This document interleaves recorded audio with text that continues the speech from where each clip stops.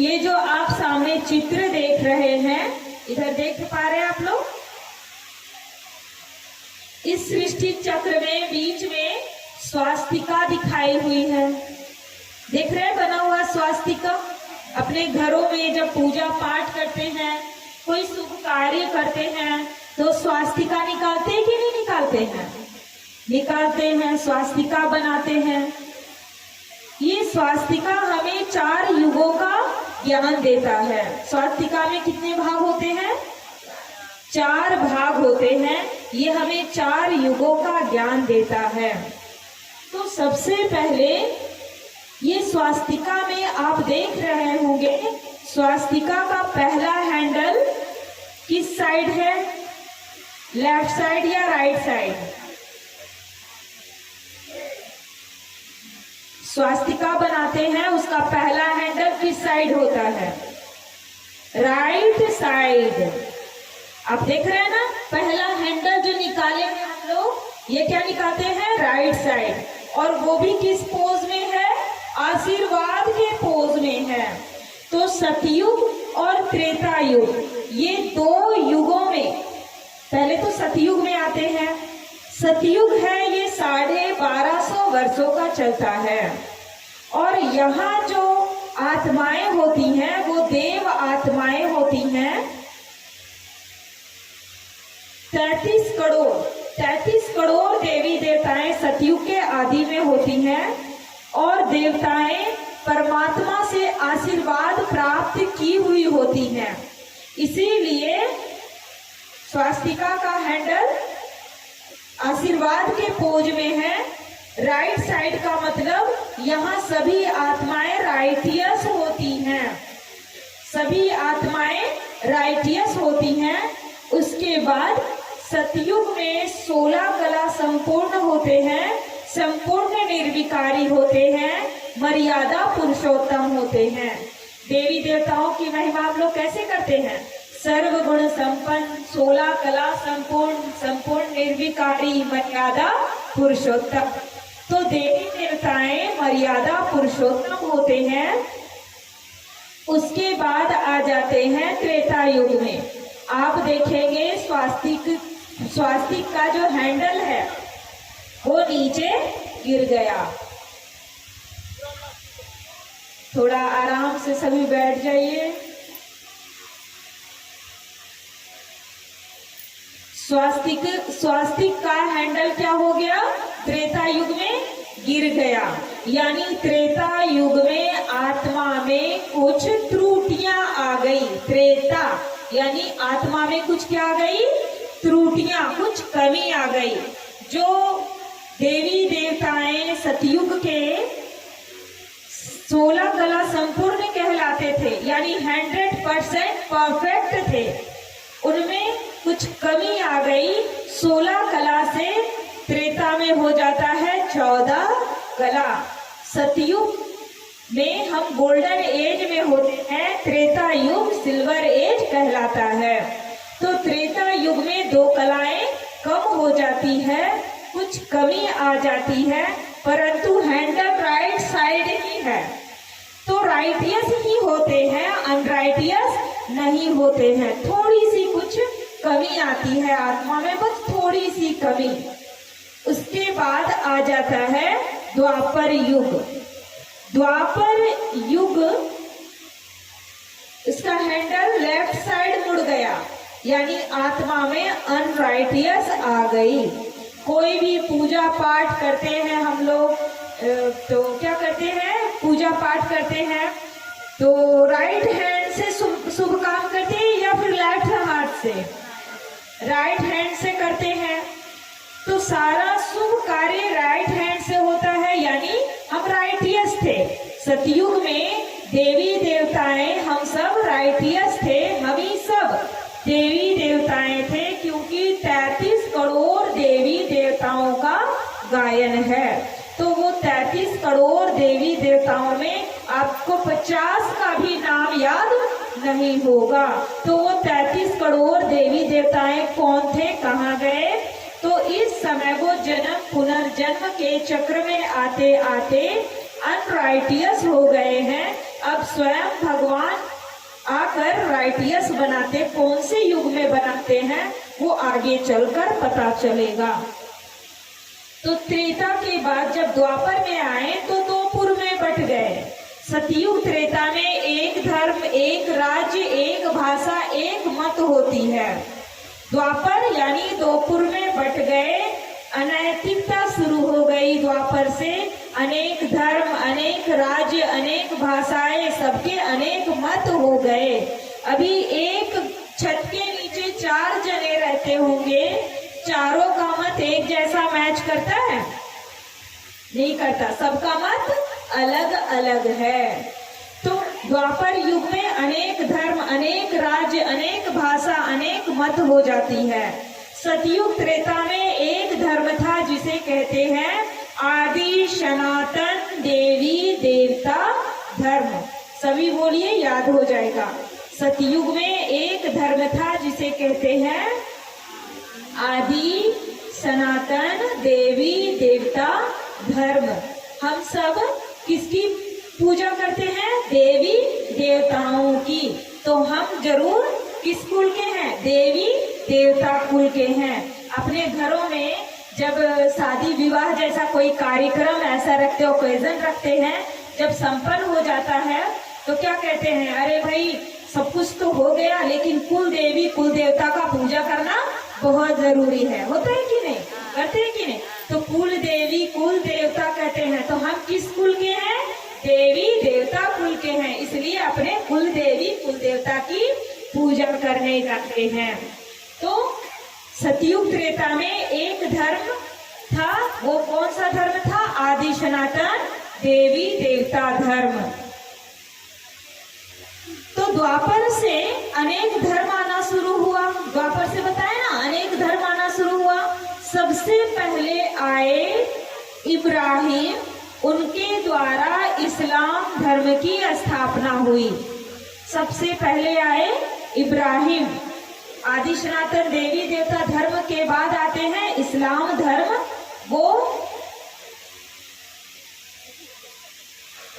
इब्राहिम आते हैं, वो इस्लाम धर्म की स्थापना करते हैं। फिर उनके आने के कुछ समय बाद बुद्ध आते हैं, वो बौद्ध धर्म की स्थापना करते हैं। फिर जीसस क्राइस्ट आते हैं, वो कौन सा धर्म स्थापित करते हैं? क्रिश्चियन धर्म। तो द्वापर से अनेक धर्म, यहाँ देखने का कोशिश कीजिए, द्वापर से अनेक धर्म आना शुरू हो जाता है। द्वापर से यहाँ से अनेक धर्म आना, नीचे देख रहे 3 बैठे हुए दिखाई दे रहा है तस्वीर में। तो अनेक धर्म आना शुरू हो जाते हैं। तो द्वापर से लेके कलयुग के अंत तक धर्म पिताएं आते जाते हैं परम धाम से, और अपना अपना धर्म स्थापन करते जाते हैं। तो द्वापर के बाद अब आ गया कलयुग। कलयुग में द्वापर में हैंडल किस साइड हो गया? कैसा पोज बन गया? ऐसा वाला, मांगने वाला। तो द्वापर से हम क्या बन गए? मंगता बन गए। जो हम सतयुग त्रेता में देवता थे, देने वाले थे, अब द्वापर से हम क्या हो गए? मांगने वाले हो गए। उसके बाद जब कलयुग आया तो कलयुग में हाथ खड़ा हो गया, अपने पास अब कुछ भी नहीं रहा। देखिए कलह कलेश का युग आ गया, स्वास्तिक का हैंडल खड़ा हो गया, अपने पास कुछ भी नहीं रहा। तो इस सृष्टि नाटक रंगमंच में नाटक करते करते स्वास्तिक का मतलब है कि ये जरूर याद रखना है कि मैं आत्मा सतयुग में देवकुल में थी, द्वापर युग से हमारे में कुछ कमी आने लगा धीरे धीरे, और कलयुग में एकदम कलह कलेश में प्रवेश हो गए, एकदम आत्मा हमारी काली मैली पतित हो गई। अब इस समय हमारे में कोई ना गुण रही ना शक्तियां रही। आज किसी के पास समाने की शक्ति भी नहीं है कोई बात को, न सहन करने की शक्ति है, न निर्णय करने की शक्ति है, न परखने की शक्ति है। कोई भी शक्ति जब आत्मा में नहीं रहती है, जब बहुत दुखी होकर कहते हैं हे भगवान शक्ति दो, क्या मांग करते हैं भगवान से, इस समय मुझे शक्ति दो। तो ऐसे काल खंड में, कल्प के अंत में, कलयुग के लास्ट टाइम में, कल्प के अंत में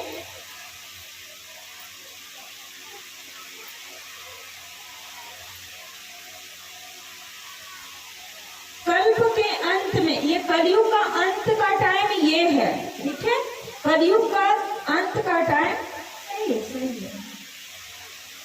कलयुग का अंत ये है।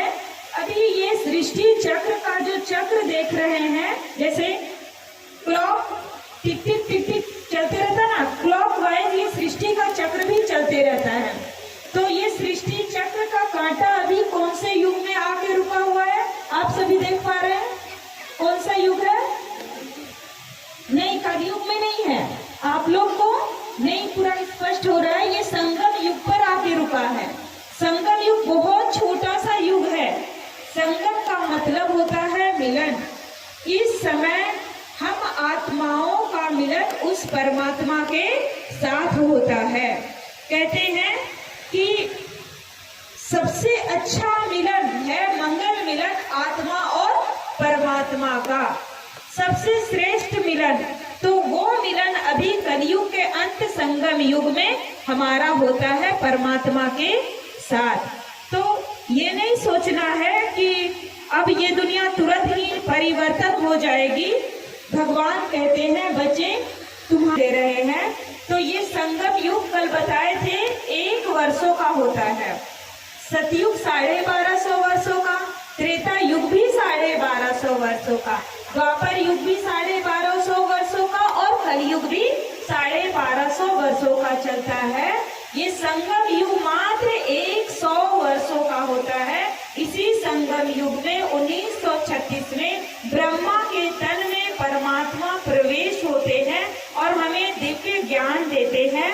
भगवान बताते हैं कि हे मेरे बच्चों, तुम सब आत्माएं सतयुग आदि में देव आत्मा थे, फिर जन्म पुनर्जन्म के चक्र में आते आते तुम्हारी आत्मा मैली हो गई है, पतित हो गई है। अब मेरी श्रीमत पर चलकर, मेरी मत पे चल करके अब पुनः तुम आत्मा पावन बन जाओ। मेरे को योग लगाकर, परमात्मा कहते मेरे से ध्यान लगाकर तुम आत्मा प्योर शुद्ध सोना बन जाओ। तो आज कोई मनुष्य पाप कर्म करता है तो उसको धोने के लिए क्या उपाय वो निकालता है? पाप कर्म को धोने के लिए बताइए। पाप किए हैं तो चलो साल में एक बार जाकर कोई गंगा स्नान कर लिया जाए, सारा मैल धुल जाएगा। पाप कौन किया है? पाप किया कौन है? आत्मा। धो किसको रहे हैं? शरीर को। तो राइट वे में मेरा कार्य चल रहा है या रॉन्ग चल रहा है? रॉन्ग चल रहा है। किया पाप आत्मा और साफ कर रहे हैं तन को। तो यहाँ कहते ना मैली चादर ओढ़ के भगवान के मंदिर में जाते हैं तो गाना भी गाते, मैली चादर ओढ़ के आए तेरे द्वारे, हे प्रभु तू इसे साफ करना। तो मैली चादर यानी ये तन रूपी मैली चादर आत्मा ओढ़कर आई आपके पास, हे प्रभु तू इसे साफ करना। तो परमात्मा हमें बताते हैं कि जब तक तुम अपने को आत्मा समझ करके मुझे याद नहीं करोगे तब तक शुद्ध पवित्र नहीं हो सकते। तो सबसे पहले आत्म ज्ञान की जरूरत है। अपने को आत्मा समझ के परमात्मा को जब हम याद करेंगे तो हमारी आत्मा शुद्ध पवित्र बन जाएगी। तो आप सबको ये भी बताना चाहेंगे कि हम सभी आत्माएं ये जो सृष्टि नाटक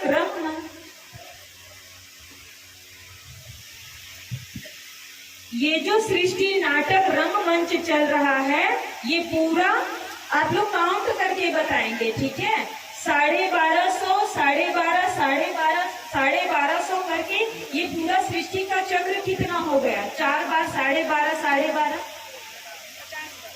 हाँ, उसको कह सकते हैं 5000 वर्ष कह सकते हैं। 5000 वर्षों का ये सृष्टि का चक्र चलता है। और ये जो चक्र है वो अनादि अविनाशी है, निरंतर चलते रहता है।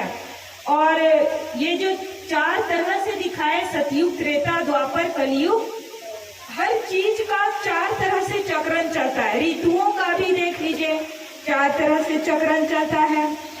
आप जन्म पुनर्जन्म के चक्र में आ जाइए तो वो भी 4 तरह से चलता है। आप और भी बहुत सारे ऐसे चीज हैं जिनका आप चक्र देखें तो 4 तरह से ही चलता है।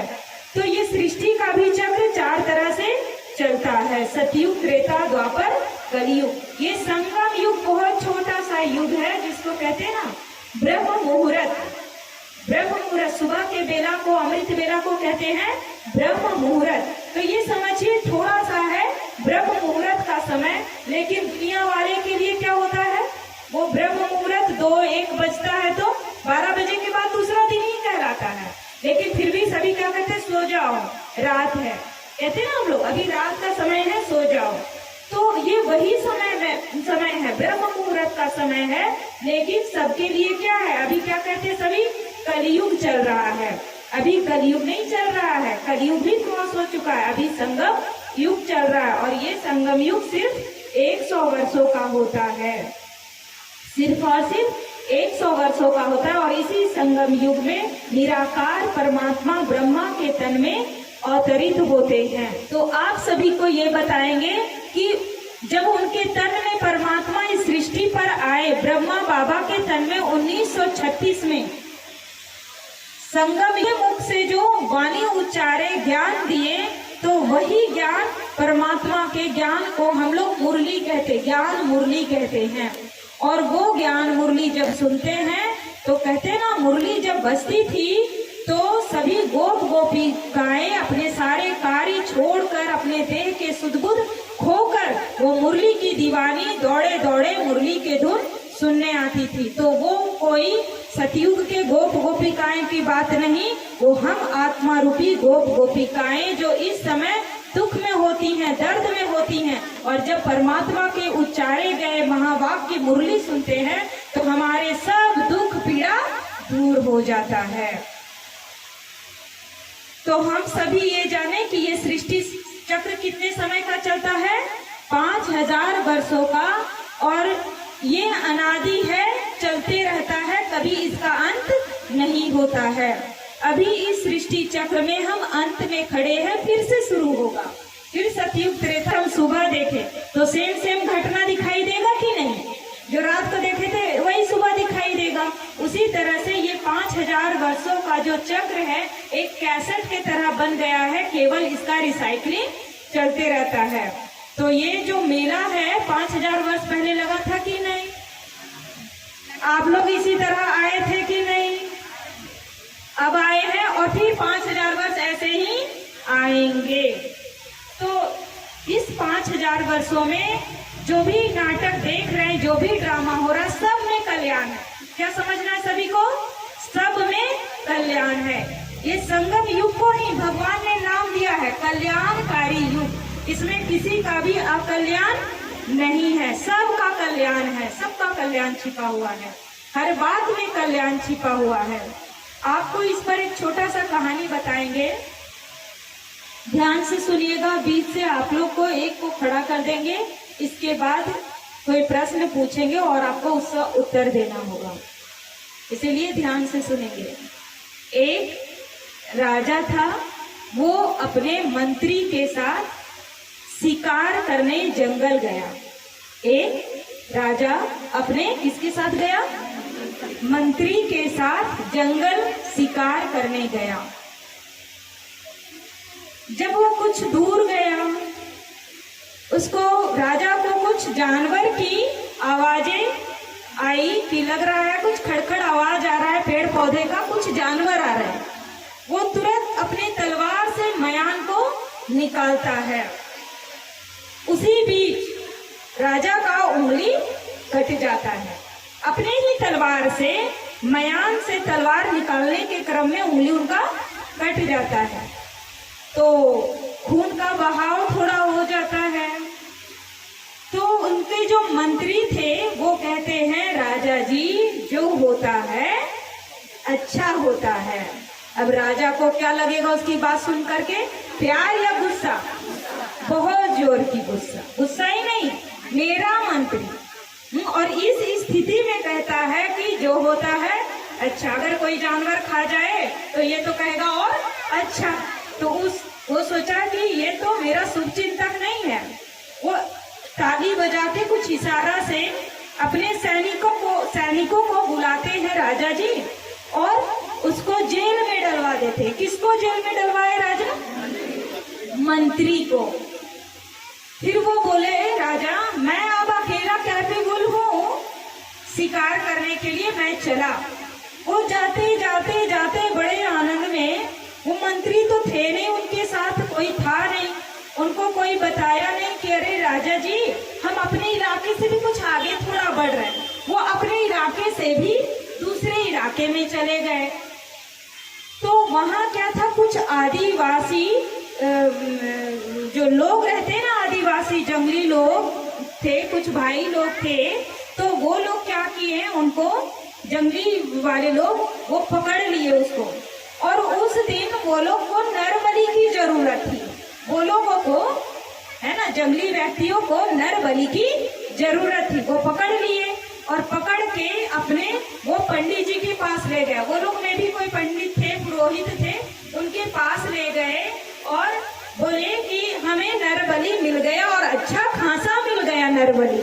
राजा जी मिल गए थे ना, अच्छा खासा मिल गया।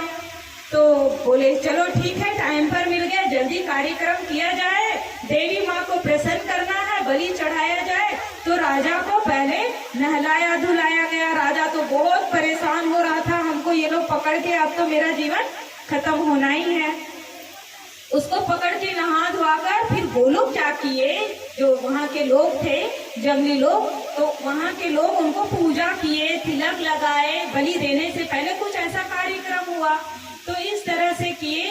जब बलि पर उनके गर्दन को चढ़ाया गया तो जो वहाँ के पुरोहित थे मेन, उनको उनके उंगली दिख गए, कटे हुए उंगली।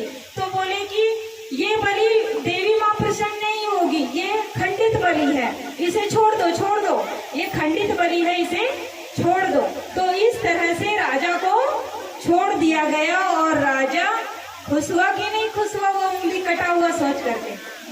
बहुत खुश हुआ। मेरा मंत्री सही बोला था, जो होता है अच्छा होता है। वो खुशी के मारे अपना राज्य आया। फिर उसके मन में एक प्रश्न आ गया, राजा के मन में, मेरे साथ तो अच्छा हुआ, अरे अपने मंत्री से पूछ लेते हैं, उनको भी जल्दी छुड़ाना है, जेल में हमने बंद करवा दिया, उनसे पूछना है, मेरे को तो मेरा अच्छा हुआ, लेकिन आपके साथ क्या अच्छा हुआ, आप इतने टाइम जेल में बंद रहे। तो जब उनको निकाला गया, राजा बहुत प्रसन्न होकर गले लगाए मंत्री को और बोले, सॉरी, मैंने आपके साथ बहुत बुरा किया, आप इतने टाइम जेल में रहे, मेरे साथ तो ऐसा ऐसा हुआ, मेरे साथ कल्याण हुआ, अब हमको समझ में आ गया, लेकिन आप बताओ आपके साथ क्या कल्याण हुआ? आप तो कहते हो ना हर बात में कल्याण है। राजा बोले मंत्री को, आप कहते हो ना कि हर बात में कल्याण है, मेरा तो कल्याण हमको दिख गया, लेकिन आपका क्या कल्याण है, इसमें जेल में इतने टाइम बंद रहे, बताइए मंत्री का क्या कल्याण हुआ? आप लोग को पता चला? कोई खड़ा हो गया बताइए। हाँ बताइए।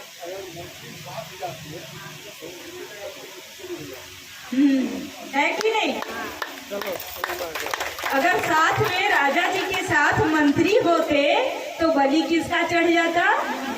मंत्री जी का चढ़ जाता। तो इसमें मंत्री जी का भी कल्याण है कि नहीं? तो अपने जीवन में कुछ भी बात होता है उसमें क्या छिपा हुआ है? वो पर्दे के पीछे है कल्याण, इसलिए हम लोग को पता नहीं चलता। जब समय का पर्दा हटता है तो पता चलता है अच्छे ही हुआ था वो बात, वो घटना अच्छे के लिए हुआ। अगर नहीं घटता ना तो आज हम इतने स्ट्रांग नहीं नहीं होते, हम एक कुएं के मेढक ही बन के रहते। इसलिए अच्छा हुआ ये बात आया जीवन में। तो भगवान हमें सिखलाते हैं हर बात में कल्याण छिपा हुआ है।